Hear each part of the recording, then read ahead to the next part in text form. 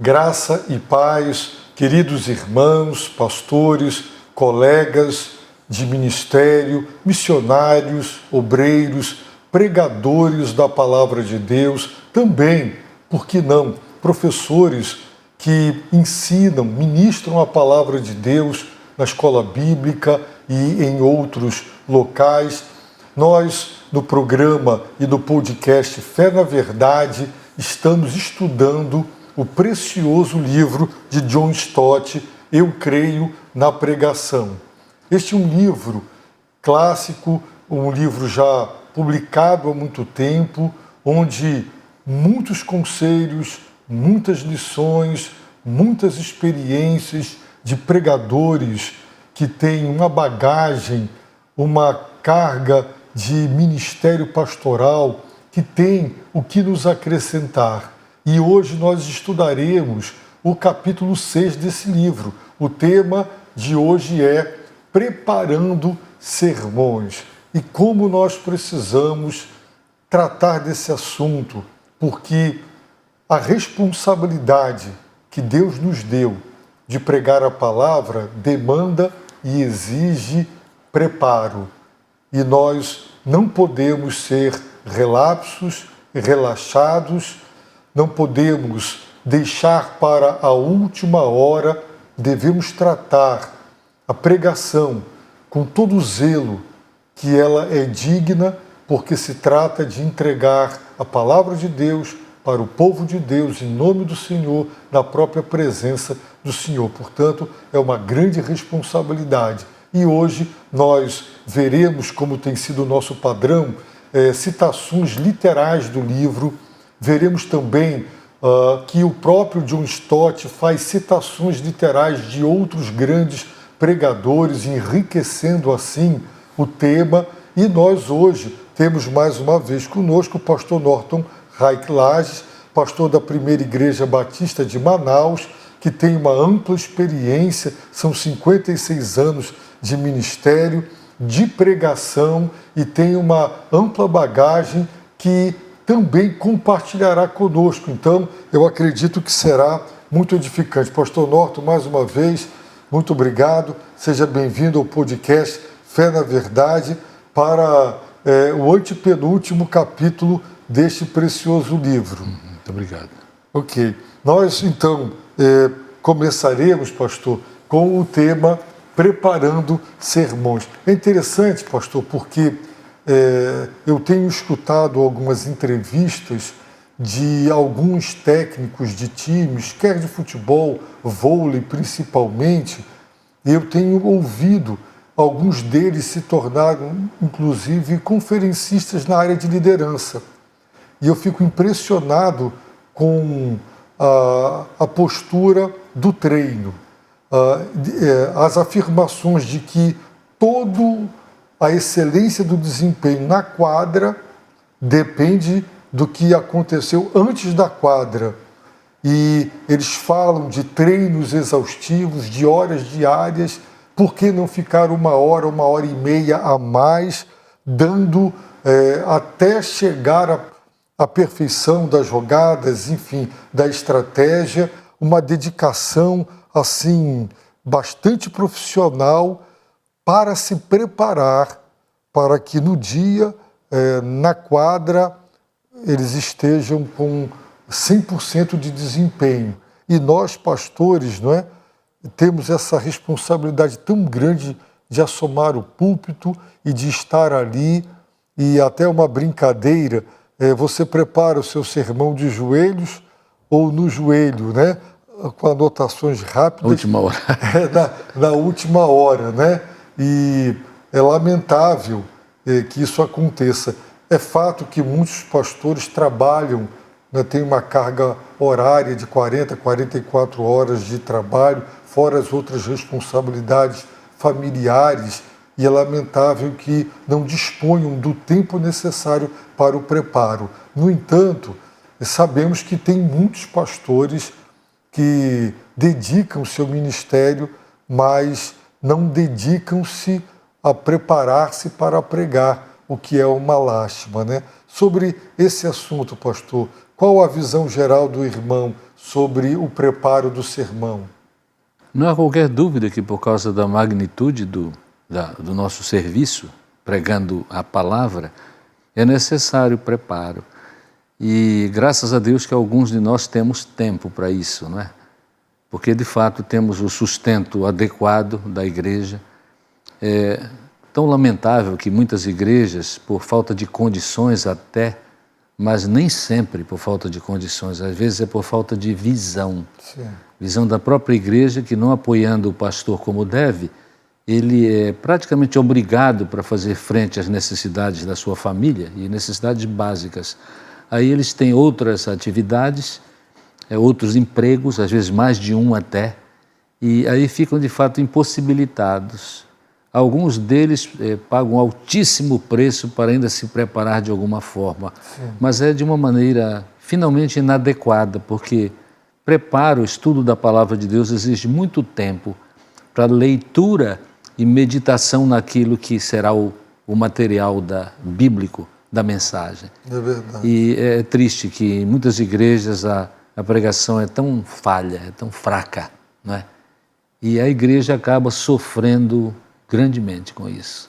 É verdade. Porque não tem sustento espiritual para as lutas da vida, que, como sabemos, são grandes. Lamentavelmente, hoje tem muitos contadores de anedotas. Sim. São pessoas que, usando a palavra carismático, são pessoas que têm boa eloquência, boa comunicação e conseguem passar um bom tempo no púlpito, mas conteúdo mesmo, muito lamentavelmente. Vamos então, pastor, ver o que John Stott nos fala sobre isso. Ele apresenta-nos o príncipe dos pregadores, Charles Spurgeon, foi um pregador da palavra, e ele diz: chegar habitualmente ao púlpito sem preparo é presunção imperdoável. Eu gostei muito dessa frase, é presunção imperdoável. Seria uma presunção no sentido de, ou se o pregador tem uma veia mais pentecostal, crer que Deus dará na hora, né? Ou se ele confia muito em si, se acha muito conhecedor da palavra e capaz ali de tratar de um texto ou de um assunto sem ter se preparado, né? E ele diz: se a sala de estudos for uma sala de estar, o púlpito será irrelevante. Os grandes pregadores, aí já é John Stott quem diz, que tem influenciado sua geração, testemunham a necessidade de preparação constante. Como o pastor vê, não é, estas declarações tão interessantes destes grandes pregadores? A necessidade de preparação constante, até porque qualquer que seja o tema proposto para uma determinada mensagem, qualquer tema será fundamentado em muitas outras passagens, né? Então é preciso ter um conhecimento global da Escritura e um conhecimento específico. E um tem tudo a ver com o outro, ou então nós estaremos sem fundamento sólido, não é? Sim. E então é preciso muito tempo. Um plano de leitura da Bíblia bem feito auxilia muito nesse preparo constante. Inclusive para quem não tenha o costume no sentido de o estilo de muitos calvinistas que pregam, têm o costume de pregar sobre um livro inteiro, verso por verso até o fim, porque este é um método, obviamente, né? Mas a mensagem, para ser calcada na palavra de Deus, portanto ainda textual, ele precisa estudar muito, porque alguns textos, para quem não estuda, parecem vazios de significado. Mas só uma pessoa que não conhece a Bíblia que pega um texto e olha e diz assim: aqui não tem nada, porque sempre tem, não é? É verdade. Mas para quem estuda, para quem não estuda, às vezes ele fica até assustado num texto, não é? Ou então, se não ficou assustado e é descuidado, ele acaba ensinando o que está na mente dele e não na intenção do texto, né? O que chamam, né, os estudiosos de homilética, dizem, né, que é a ideia central do texto, por menor que seja, porque ele está num contexto, existe uma ideia central, que é o que deve ser pregado, né? E não as minhas ideias. Com certeza. Como é tão comum.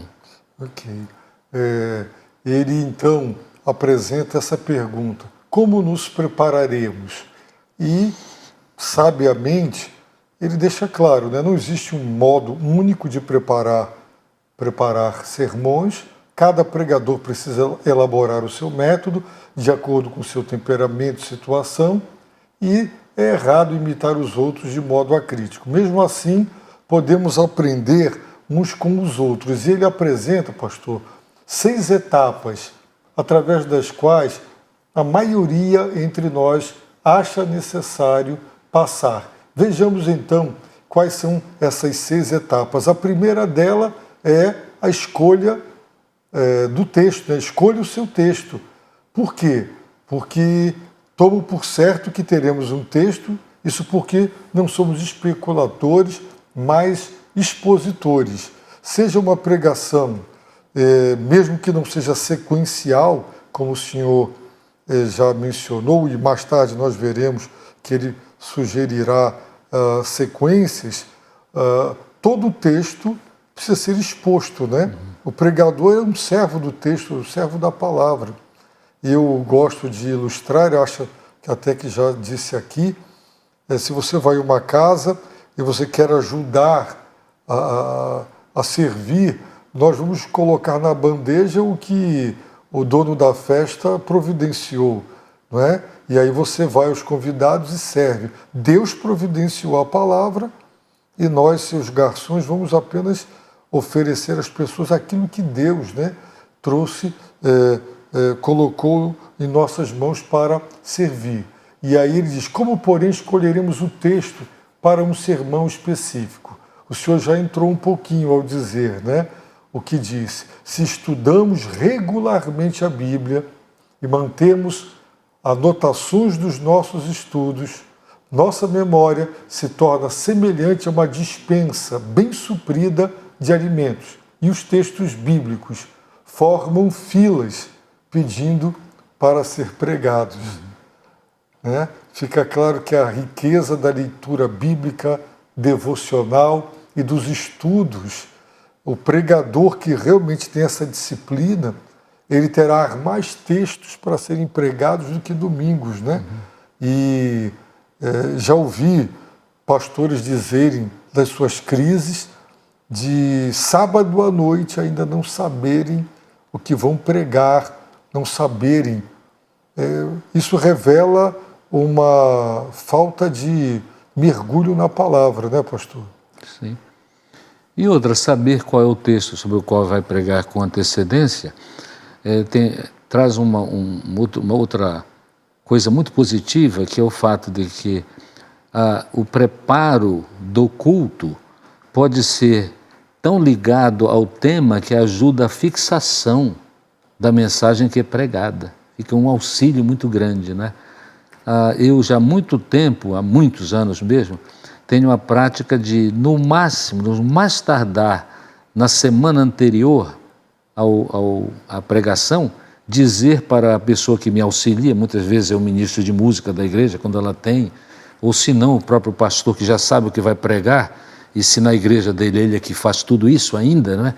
Naturalmente ele já começa a escolher a temática dos cânticos, dos hinos, porque o interesse é de que a mensagem central da palavra de Deus, quando exposta, fique fixada na mente e no coração das pessoas.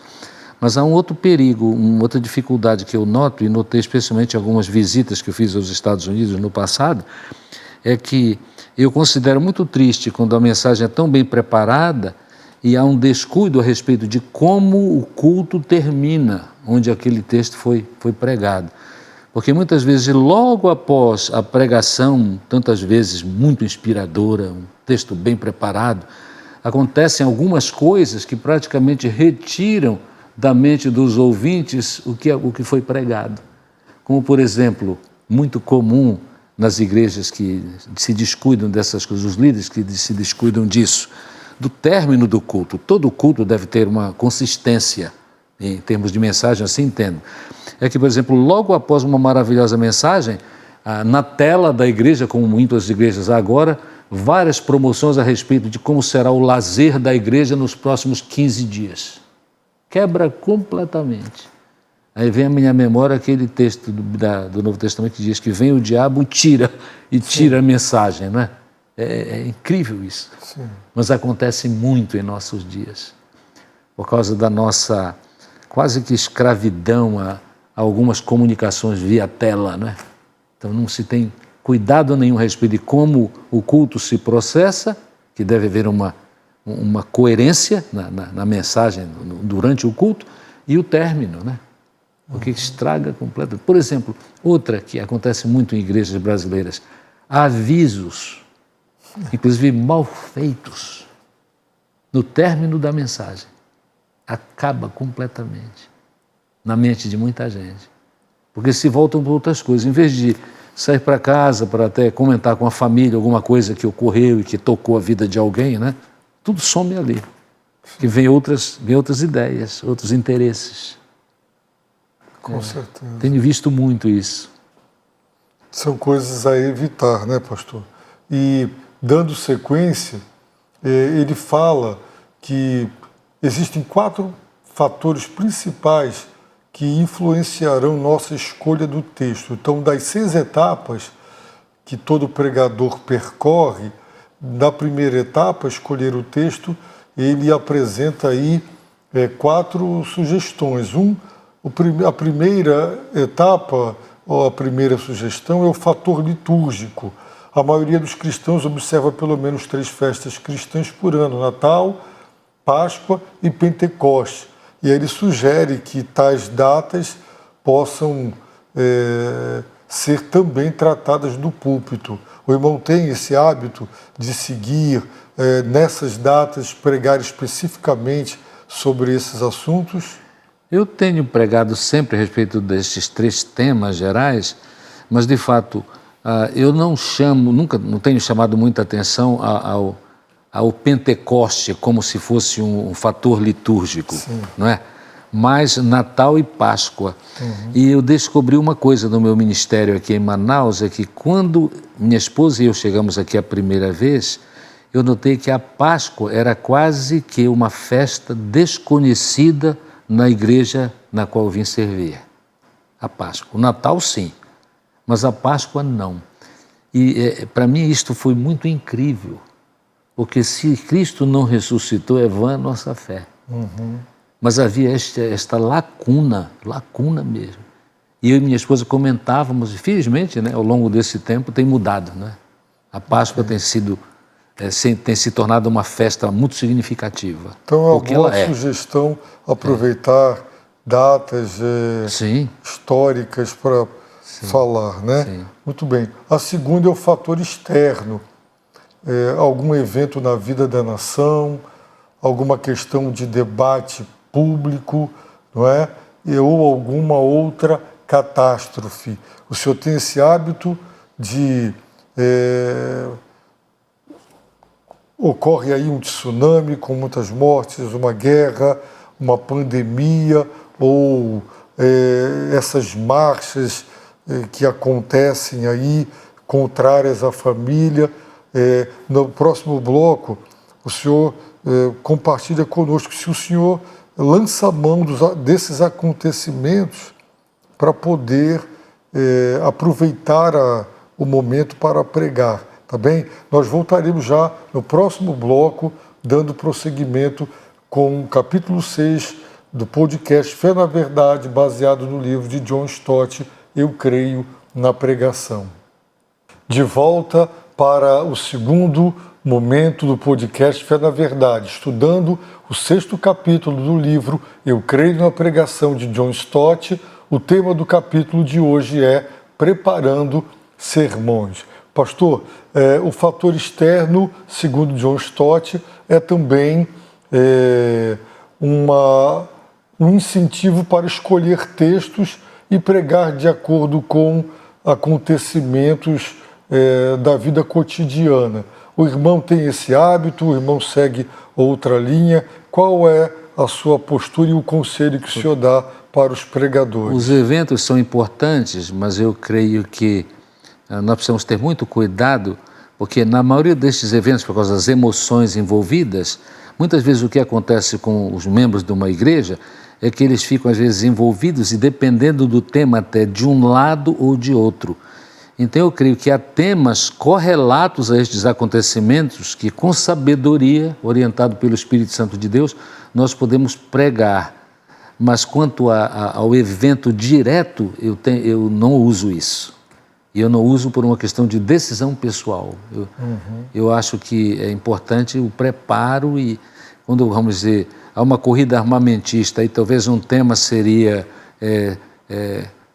Deus quer que nós bem-aventurados os pacificadores, entenderam? Um tema, mas não é um tema muito ligado, extremamente ligado. Entendi. É um tema que ajude nos pensamentos e nas meditações sobre qual o plano de Deus a respeito de coisas assim. Okay. Mas não, eu acho que é perigoso nós estarmos sempre reagindo. Nós temos aqui planejar o que vamos fazer mesmo, mas só a maneira reacionária me parece perder alguma coisa. Ok. O terceiro fator, né, o pastoral.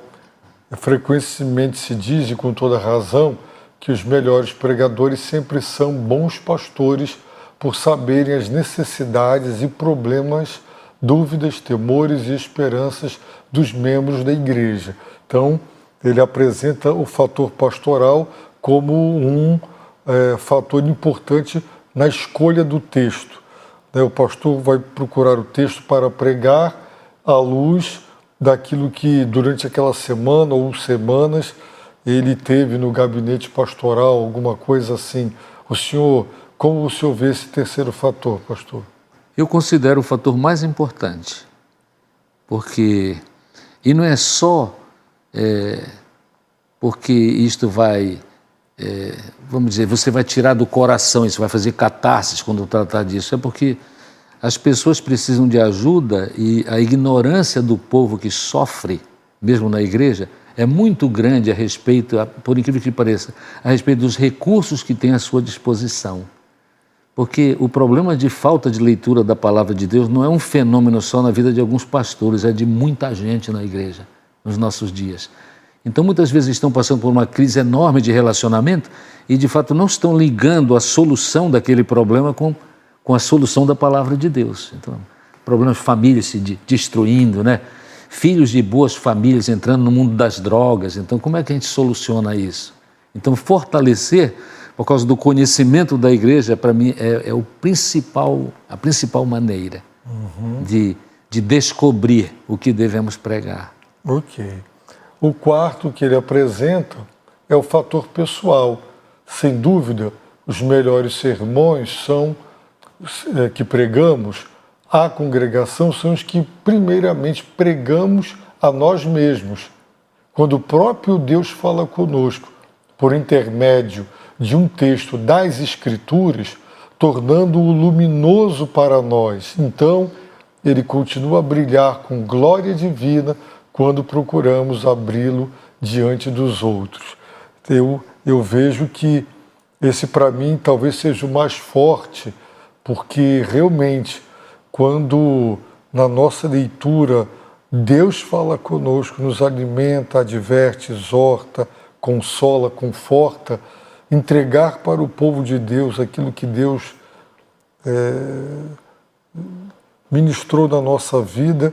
Eu tenho tido boas experiências com mensagens que Deus tem abençoado pessoas, porque realmente tratou do meu coração. Para o senhor esse fator é importante, pastor? Eu entendo que este fator pessoal é muito, muito ligado com o fator pastoral, porque o pastor se envolve na vida das pessoas e o problema dos outros se torna, com certeza, muito dele também, porque ele quer que o rebanho esteja saudável, não é? Sim. E aí Deus trabalha sobre aquelas crises que o próprio pastor vem passando por causa da crise do outro e fala a ele, e se de fato se não tiver falado a ele, não falará tão bem para os outros. Porque a mensagem, se não passar pela mente e o coração do pastor, não surte efeito. Sim. E aí, naturalmente, há sofrimento nisso, né? Eu acho tão interessante e lamentável que algumas pessoas dizem assim, não, seja profissional, o problema é do outro. Sim. Haja profissionalmente. Isso não existe no ministério, né? Porque o problema do outro é seu. Né? A solução procurada é para todos nós. Agora, o pastor que está vivendo de acordo com a vontade de Deus, naturalmente, quando ele faz isso, ele sofre pelo outro, mas ele é altamente fortalecido, porque a gente aprende do problema do outro. Né? Eu não quero a desgraça familiar de alguns membros da minha igreja para mim, de jeito nenhum, mas desejo que ele também enfrente e seja vitorioso. É verdade. Eu já ouvi, pastor, pessoas dizerem mesmo que terapeutas devem ser pessoas absolutamente não vinculadas. Acabou ali aquele encontro, apaga, não é? Médicos já acostumados com pessoas sofrendo, chorando, mas nós pastores, nós não somos assim. Muitas vezes, para conciliar o sono é difícil.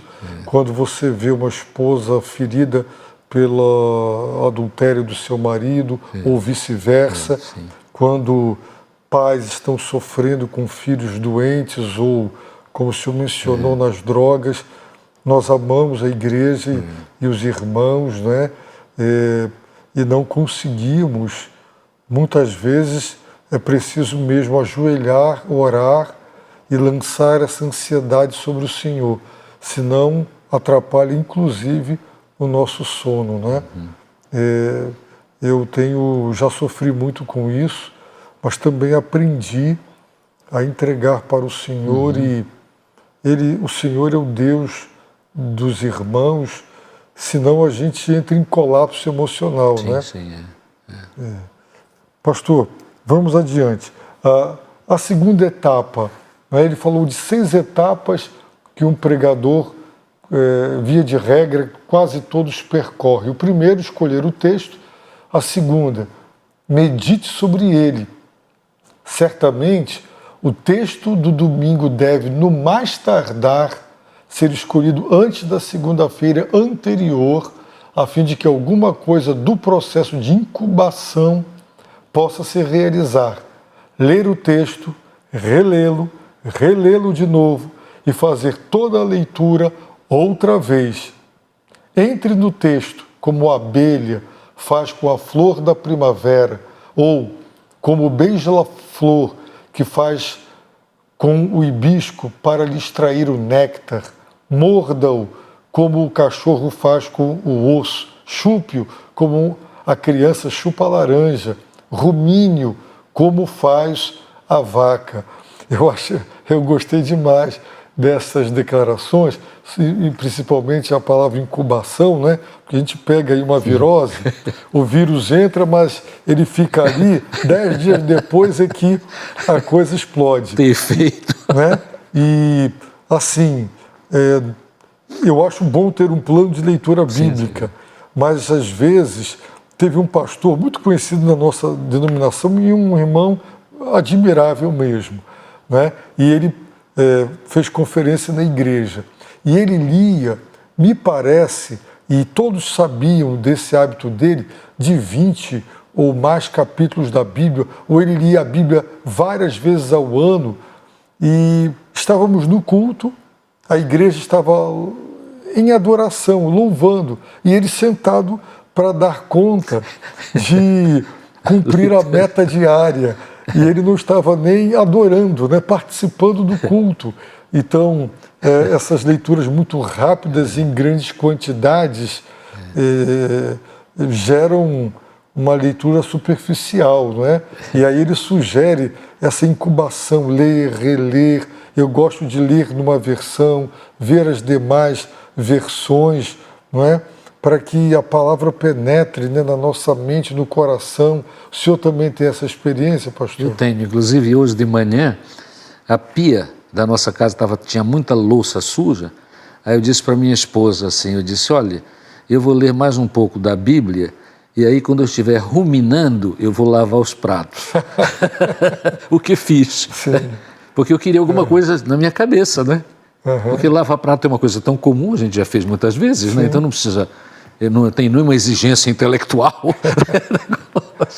Mas é fundamental isso, porque aí é onde brotam os pensamentos, né, que nós devemos comunicar ao povo. É verdade. Muito eu gosto da figura ruminar. Isso. Aí ele cita Charles Spurgeon. É algo maravilhoso orar até entrar no espírito e no tutano do texto, penetrando nele por meio da nutrição religiosa fornecida por ele, assim como o verbo abre o caminho furando, até chegar à parte comestível da noz. Spurgeon, ele era muito perspicaz, né? Gosta de figuras, né? Isso, ele tem muitas dessas figuras interessantes. Continuando, ele diz: irmãos amados, procuremos ficar ensopados com o Evangelho. Sempre descubro que posso pregar melhor quando consigo ficar deitado de molho no meu texto. Gosto de selecionar um texto, descobrir o seu significado e contexto, e assim por diante. E depois, tendo-me banhado nele, regozijo-me ao me deitar nele e deixá-lo penetrar em meus poros. É uma maneira muito bonita, né, e até poética e bem vívida de descrever a necessidade, né, de ficar impregnado, não é, com a mensagem da palavra de Deus. E como o senhor destacou, pastor, tem textos que são tão ricos que é possível, muitas vezes, em um único verso, pregar um sermão rico, porque é a riqueza da revelação. Não é? Eu gosto de dizer que cada texto, cada pregador é uma questão de fôlego. E nesse ponto eu sei que o senhor tem muito... existem histórias do irmão, dos seus mergulhos profundos, que o irmão tem muito fôlego, né? Cada um tem um fôlego. Tem um que desce 1 metro, outro 2 metros, e quem tem muito fôlego pode ir mais fundo.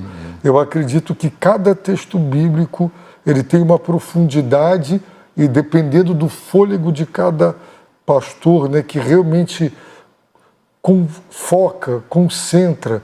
Às vezes nós temos tantas coisas para fazer, ou somos tão pragmáticos que não conseguimos mais sentar e meditar, não naquele sentido oriental, né? Que é mais esvaziar a mente, ao contrário, encher a mente, extrair tudo que tem de bom ali, né?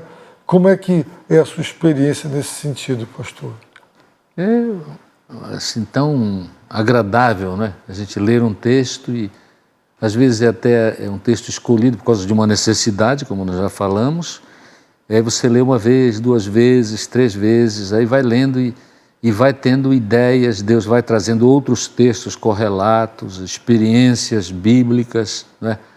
Eu só acho estranho quando, neste momento da preparação, que já é bem avançada, né, para a mensagem, as pessoas trazem, por exemplo, historinhas que nada tem a ver com o texto e que só supostamente alegram ou divertem, pior ainda, a congregação. Eu tenho ouvido algumas mensagens de pregadores norte-americanos onde no meio da mensagem assim eles contam 3 anedotas que não tem nada a ver com nada. Aí eu fico pensando, que desperdício de tempo, né? Porque, como bem sabemos, histórias ou ilustrações tomam um tempo. Sim. Por causa da forma como que nós usamos para comunicação, né? Leva tempo.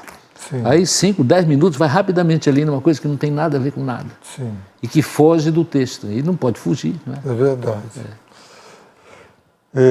Descobrir o significado do texto de interesse puramente acadêmico, a não ser que passemos a discernir a mensagem para hoje, ou, conforme alguns teólogos preferem dizer, a relevância. Mas procurar a mensagem contemporânea sem primeiramente descobrir seu significado original é tentar fazer um atalho proibido, né? é até um conceito de hermenêutica, né? E segundo ele, fazer isso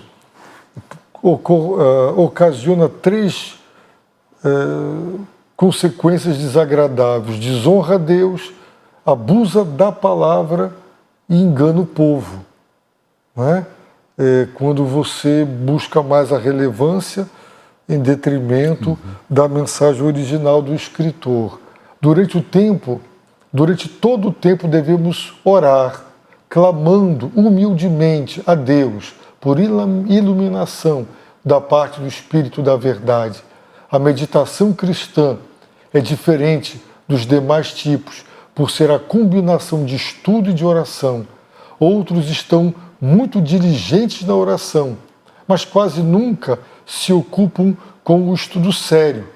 Não devemos separar o que Deus uniu, a preparação e a oração, né? Talvez tenham pregadores que se preparam muito e oram pouco, e outros que oram muito e se preparam pouco. Eu entendo que é isso que ele quer dizer, não devemos separar, né, o que Deus uniu. Trabalho sem oração é ateísmo, e oração sem trabalho é presunção. Alguns pregadores são estudiosos, muito diligentes. Suas escrivanias estão empilhadas com obras teológicas e dedicam sua atenção à elucidação do texto, mas dificilmente ou quase nunca oram pedindo iluminação.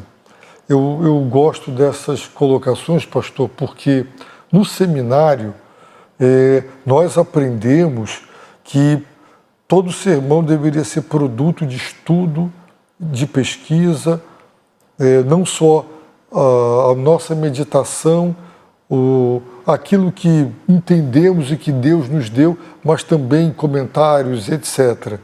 Mas não havia essa ênfase sobre a necessidade, paralelamente, de dedicar tempo à oração para pregar aquela mensagem, né? Lamentavelmente, podemos ter um púlpito rico teologicamente, mas muitas vezes pobre do agir de Deus se não tiver oração. O senhor vê assim também, pastor? Sem dúvida. A oração é fundamental, lamentavelmente, tantas vezes, até por causa do grande interesse no aspecto técnico, do entendimento do texto, é deixado de lado. E eu diria que a maioria dos pregadores, provavelmente, de vez em quando, até por conta da aridez de algumas de suas ideias, entende novamente a necessidade de voltar para orar, né? Porque todos nós temos nossas crises, né, de vida, né? E às vezes, até por causa das exigências, por exemplo, pregadores muito reconhecidos no exterior, mas no Brasil também. Eu tenho acompanhado a trajetória de alguns deles, e com um dos melhores pregadores que eu considero aqui no Brasil, que está vivo, por sinal ainda, houve um momento quando amigos dele, de uma cidade bem distante daqui de Manaus, me telefonaram porque sabiam da minha relação com ele e disseram: olha, gostaríamos de muito de ter a sua ajuda. Você é amigo dele, faça alguma coisa para ele entender que ele está pregando muitas vezes e agora, por causa do excesso de trabalho, da quantidade de vezes que ele prega, ele está se descurando do preparo e ele está perdendo a qualidade por causa disso, e é fácil acontecer, né? É verdade. Porque há pregadores que pregam muitas vezes, são muito requisitados e no fim, porque eles têm tantas outras atividades ministeriais, eles começam a se descuidar desse preparo. Sim. E aí é trágico. É verdade. E o povo reconhece imediatamente. Não há como esconder, percebe. Pastor Norton, no próximo bloco nós voltaremos para considerar, dando prosseguimento aos estudos desse tema principal, que é do capítulo 6, Preparando Sermões. Já voltamos em instantes. Terceiro e último bloco do podcast Fé na Verdade, estudando o livro Eu Creio na Pregação, de John Stott, hoje capítulo 6, preparando os sermões. John Stott, pastor, ele apresenta, não é, as etapas que todo pastor, via de regra, percorre. O primeiro, escolher o texto, estudá-lo, meditar, e o terceiro, isolar o pensamento dominante, né? Então, ao continuar a meditar, orar, estudar e anotar uma miscelânea de ideias, devemos procurar o pensamento predominante do texto. Eles devem, no entanto, lembrar-se do pensamento principal, porque todos os pormenores do sermão foram colocados na devida ordem, com a finalidade de ajudar os ouvintes a captar sua mensagem e sentir seu poder. É interessante, eu já ouvi, pastor, vários pregadores, por exemplo, pregando nas parábolas do reino, e Jesus começa: o reino de Deus é semelhante, e o pregador discorre sobre a parábola, entra nos detalhes, não é, de uma forma bem detalhada nos detalhes, mas não faz a correlação. Jesus estava ensinando uma mensagem a respeito do reino, e essa verdade sobre o reino não é extraída e nem se correlaciona. Então, o reino de Deus é semelhante. Talvez porque o pensamento dominante principal do texto não foi percebido para entender o que Jesus estava ensinando sobre o reino, né? E ele prossegue dizendo que a quarta etapa é organizar a sua matéria para servir ao pensamento dominante. Agora precisamos martelar a matéria para que ela assuma uma forma, principalmente a forma que melhor servirá ao pensamento principal. E ele diz que o propósito desta etapa é fazer que o sentido principal do texto tenha o máximo de impacto. Matérias irrelevantes enfraquecerão o efeito do sermão, revelarão ser úteis em outras ocasiões. Precisamos ter firmeza na mente para guardá-las para o tempo certo. O senhor já deu uma pincelada, né, sobre algumas ideias que até distraem da ideia principal, e a igreja vai para casa sem saber qual foi exatamente a ideia principal que foi transmitida na mensagem, né? O que o senhor compartilha sobre isso, pastor? Ele diz aí, né, que perde o impacto, perde o efeito, né?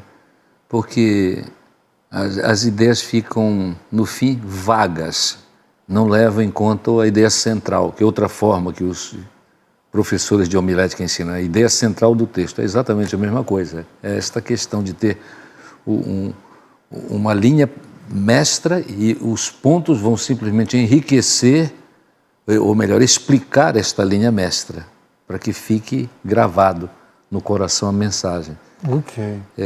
Ele prossegue e apresenta as ilustrações, e ele diz: não posso deixar de concordar que o pregador cristão não tem a mínima desculpa para negligenciar as ilustrações, pois existe o pleno precedente divino para encorajá-lo.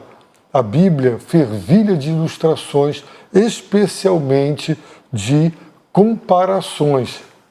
Tal é o propósito da ilustração, seja qual for o seu tipo, visa estimular a imaginação das pessoas e ajudá-las a perceber as coisas com clareza mental. As ilustrações transformam o abstrato em concreto, o antigo em moderno, o desconhecido em familiar, o geral em particular, o vago em exato, o irreal em real e o invisível em visível. Como são, pastor? Como é a sua experiência com as ilustrações? As ilustrações são muito abusadas em muitas pregações, né? Porque só divertem, eu já tratei disso. Mas uma boa ilustração é excelente, mas quando nós não temos uma ilustração que ilustra, é um tautologismo, né? É melhor deixar de lado e ficar só com o conteúdo bíblico. Sim. Mas com certeza as ilustrações bíblicas, e é uma riqueza enorme quando se conhece a Bíblia, eu entendo que são as melhores. Até porque a maioria dos crentes, especialmente os membros de uma igreja já de algum tempo, já tem um conhecimento destas histórias. E quando elas são relacionadas a uma mensagem bem feita, ajuda demais. Porque não é só que eles conhecem, o crente já confia nesta palavra, porque é Bíblia, não é? Ok. Mas o perigo é uma ilustração que não ilustra. Tem nada a ver Tem com... nada a ver. E aí diz, Só uma historinha. a fim de ver, precisamos de luz. E a palavra Iluminar. ilustrar significa iluminar. Lançar luz ou brilho sobre um objeto que era escuro. No caso, o tema principal. Né? É por essa razão que as ilustrações dos sermões, às vezes, são comparadas às janelas de uma casa. Não é? E isso é interessante porque uma casa sem janela fica realmente escura, quando não, durante o dia principalmente. E aí ele apresenta o Charles Spurgeon. A razão principal para a construção de janelas numa casa é, conforme diz Fuller, para deixar entrar a luz. As parábolas, comparações e metáforas têm esse efeito e por isso as usamos para ilustrar o assunto, ou em outras palavras, abrilhantá-lo com luz, pois essa é a definição literal que o Dr. Johnson faz da palavra ilustrar, é iluminar o que está sendo dito, né? E aí ele apresenta da necessidade de ilustrações, voltemo-nos para seus perigos. Esses são principalmente os dois. O primeiro perigo, as ilustrações podem se destacar demasiadamente e se colocar nas luzes da ribalta em vez de lançar luz sobre alguma coisa obscura. Ela acaba tomando a cena, roubando a cena, né? Todos nós conhecemos o tipo de ilustração que se impõe demais. É tão notável que é lembrada, isolada de seu contexto, muito depois de esquecida a verdade que visava ilustrar. E o segundo perigo é que as ilustrações levam consigo, aplica-se especialmente as analogias, que são aplicadas imprópria ou inapropriadamente. Por exemplo, quando Jesus ordenou que nos tornássemos como criancinhas, não queria dizer que nós nos tornássemos infantis em todos os aspectos. Não estava recomendando a imaturidade, o mau comportamento, a irresponsabilidade, a inocência ou a ignorância de uma criança, mas somente sua humildade. Então, todo cuidado é pouco, né, pastor? Na sua experiência de pregação, o irmão já deixou claro que é melhor não ilustrar do que apresentar uma ilustração que não iluminou nada, né? Sim. O senhor costuma frequentemente ilustrar seus sermões? Eu gosto de ilustrações, mas muitas vezes eu prego sem ilustrações do tipo, por exemplo, porque eu noto aquilo que o senhor acabou de citar sobre este livro de John Stott, é que se ela não é uma excelente ilustração que dá luz ao que deve ser dito, muitas vezes, especialmente pessoas simples, ficam só na historinha, só na ilustração. E a gente nota isso quando a gente erra e conta uma dessas histórias, que as pessoas só lembram aquilo.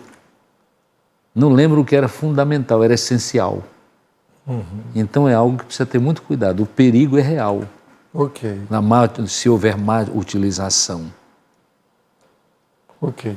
A quinta etapa que todo pregador, via de regra, percorre para preparar o sermão é dizer, acrescente a introdução e a conclusão.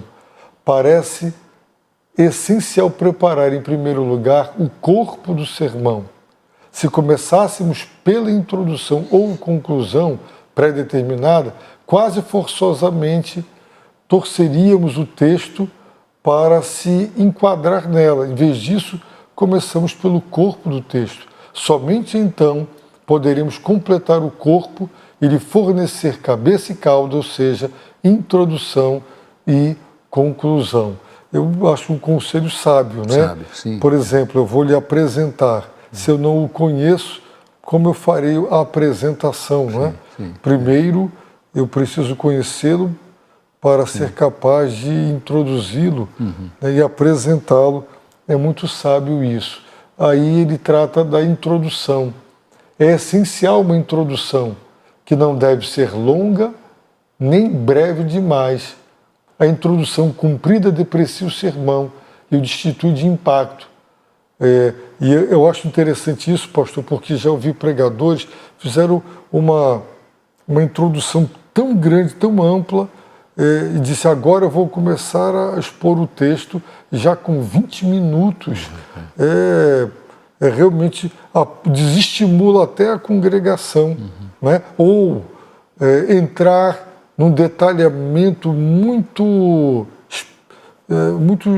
assim, minucioso do contexto e apresentando tantos detalhes que mostra a cultura e o conhecimento da geografia, do contexto sociopolítico, mas ao final das contas, aquilo ali poderia ser bem mais resumido e a introdução poderia ser mais objetiva.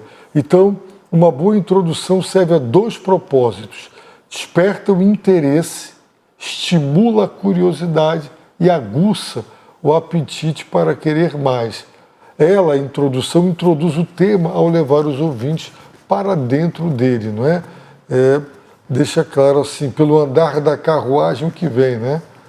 O irmão trabalha também a sua introdução depois de ter o seu sermão. Geralmente é depois mesmo. Preparado. Sim.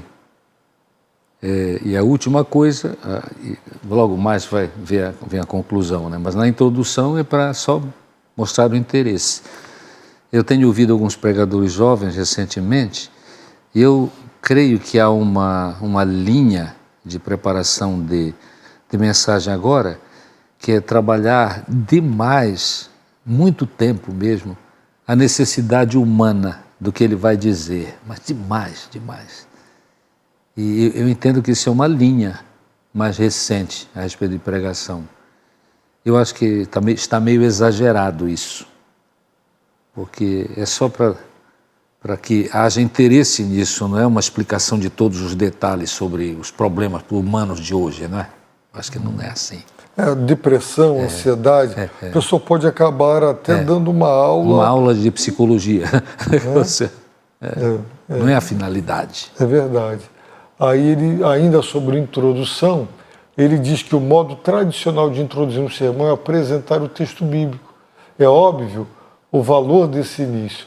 Declara desde o começo que aceitamos a responsabilidade do pregador de expor a palavra de Deus em vez de ventilarmos nossas opiniões. Em algumas ocasiões, pelo menos, seria aconselhável começar de modo situacional em vez de bíblico com o tema e não com o texto, pois assim começamos no lugar onde as pessoas estão e não no lugar onde esperamos levá-las. Mas, sendo de maneira breve e objetiva, não é? Tem o seu lugar, né, pastor? Tem. E aí ele vai falar sobre as conclusões. As conclusões são mais difíceis que as introduções. Alguns pregadores parecem ser totalmente incapazes de concluir qualquer coisa, muito menos seus sermões. São aquelas promessas, eu vou concluir, concluindo, e não conclui nunca, né? Voam em círculos como um avião sem instrumentos, num dia nublado, incapacitados de aterrissar. Não sabe de onde veio, onde está, nem em que aeroporto vai aterrissar. Uma conclusão verdadeira, no entanto, vai além da recapitulação à aplicação. Não é que toda aplicação deva ser deixada para o fim, pois o texto deve necessariamente ser aplicado à medida que progredirmos. Há pregadores que deixam para fazer todas as aplicações no final, né? Outros, à medida que vão expondo, vão aplicando, né? Talvez seja mais didático, né? Nem por isso deixa de ser erro revelar cedo demais a conclusão à qual vamos chegar. Se o fizermos, perdemos o senso de expectativa da congregação. É melhor guardar algo de reserva. Nesse caso, poderemos deixar até o fim aquela persuasão que, mediante o poder do Espírito Santo, prevalecerá sobre as pessoas para agirem à altura. Como o irmão vê isso, pastor? Faz todo sentido, né? É absolutamente didático, né? Porque vai crescendo a mensagem, né? No término, porque a mensagem há de exigir um responso, né? E para que haja responso, este formato facilita tanta coisa, né? Porque mesmo a pessoa que está acompanhando com o desejo e a intenção de aprender alguma coisa da palavra de Deus, ele praticamente, num sermão bem feito, ele fica quase que pedindo o que é que eu devo fazer, né? Sim. Como em alguns relatos à luz disso, o que faremos, né? Aí você diz o que eles devem fazer. Faz todo sentido. Né? Ok. A sexta e última etapa, que via de regra todo pregador percorre, escreva sua mensagem e ore por ela. Surge agora a pergunta: escrever o sermão por extenso ou não? Devemos evitar dois extremos, a improvisação total e a escravidão ao texto escrito. Nossa geração exige o relacionamento do pregador com a congregação, face a face e olho no olho. Há pregadores que levam textos, né, impressos, 2, 3, 4 páginas, e ficam realmente bem presos ao texto, ou leem e perdem muito da comunicação. Na minha experiência, pastor, eu escrevo, na preparação do sermão, eu escrevo de 20 a 30 páginas, frente e verso, não é? Primeiro tudo quanto eu compreendo do texto, depois os bons comentários e etc. Então, no sábado, eu diminuo isso aí para umas 5 folhas, mais ou menos, e no domingo de manhã, eu acordo muito cedo para orar, e aí eu reduzo a um pequeno esboço bem simples, e estou com ele todo na memória e no coração. O irmão tem esse hábito de ler o texto ou escrever tudo, levar todo o manuscrito para o púlpito? Eu hoje não tenho mais a prática de escrever todo o sermão frequentemente. Eu faço isso mais quando eu vou para uma conferência de um tema que não é muito comum, mas que me é solicitado. Eu leio e eu também recomendo, é uma coisa que às vezes no seminário, com medo de plagiarismo, de plágio, né? As pessoas dizem que não, mas eu entendo que é muito importante, porque não há nada novo debaixo do sol, essa que é a verdade. Então eu acho que depois de você ter a sua ideia central do texto, ideia central do texto e um arcabouço da sua mensagem, eu acho que havendo tempo, e para o pregador estudioso há tempo, eu acho que ele deve ouvir ou ler quantas mensagens for possível de pregadores que de fato têm renome e são confiáveis. Com certeza, a pessoa estudiosa jamais vai pregar o sermão do outro, especialmente porque ele teve o cuidado de primeiro escolher o texto e fazer aquele trabalho inicial, né? Mas ele é enriquecido com isso, com as ideias de outras pessoas. Okay. Eu acho que isso é altamente recomendável. Lamentavelmente, em muitos seminários não ensinam assim, mas eu creio que é um desperdício, especialmente num tempo quando pela internet nós temos tanta riqueza de material, desses pregadores famosos do passado, que de fato foram muito bem sucedidos na sua tarefa de pregar a palavra. É verdade. Pastor, nós concluímos aqui o 6º capítulo, a preparação de sermões, e nós gostaríamos, não é, que nossos colegas que estão assistindo, participando, pregadores, leigos e missionários, tomassem para si essa responsabilidade, esse investimento de tempo, a certeza de que, claro, com a bênção de Deus, com a aprovação divina e com fervor o nosso desempenho no púlpito, ele será um resultado direto do tempo investido na preparação. Não é? Pastor, muito obrigado mais uma vez pela sua presença e, se Deus quiser, teremos já no próximo estudo o 7º e penúltimo capítulo do livro Eu Creio na Pregação de John Stott. Que Deus te abençoe rica e abundantemente.